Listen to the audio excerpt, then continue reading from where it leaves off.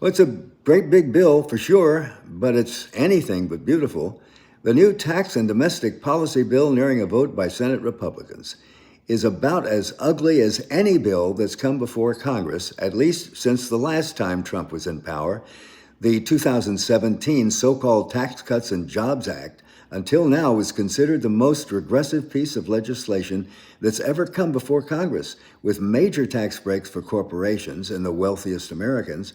And to rub salt in the wounds, the tax breaks for the ultra-rich were gigantic and corporate cuts were permanent, while middle and lower income benefits were modest and temporary. Well, deja fucking vu. This new version of beautiful is like Trump's other one on steroids. Like the old joke says, this time, no more Mr. Nice Guy. And get this, the Senate version of the bill is worse than the awful one passed by the House. According to the nonpartisan Congressional Budget Office, the House version added $2.4 trillion to the debt, while the Senate version adds $3.3 trillion. I personally think this is a maneuver by the Senate to make them look good, these Republicans in the Senate, when they have to reconcile the two bills, so they can claim to have knocked $1 trillion off, hoping we'll forget the fact that we're still going further in debt to the tune of more than $2 trillion. Republicans talk about cutting back on government waste by reducing expenditures from the normal quarters, Medicaid, Medicare, veterans benefits, things like that. Why don't they talk about government waste that comes with giving billionaires who clearly don't need it tax breaks worth millions of dollars? When was the last time you heard any Republican call tax breaks for billionaires government waste? That would be never.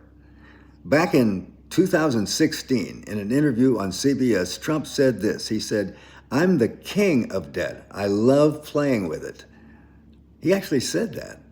The difference, of course, is that in a marketplace, you can fuck up and declare bankruptcy. Trump did that 6 times. But in government, when you screw up, you have to take it out of the pockets of the little people, the poor and disabled. Well, you don't have to, but they do. But Trump isn't doing this alone. He has a Congress full of enablers. Those are elected Republicans who are supposedly there to represent their constituents, but that's not how it works in an oligarchy.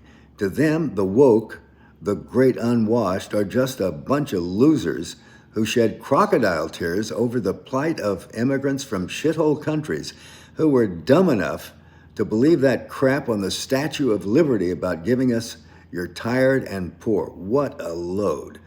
Get a grip, because in the new Trump America, we are here to serve our rich masters. That's how America becomes great again. That's what today's Republicans represent. And that's why we have to keep up the fight. And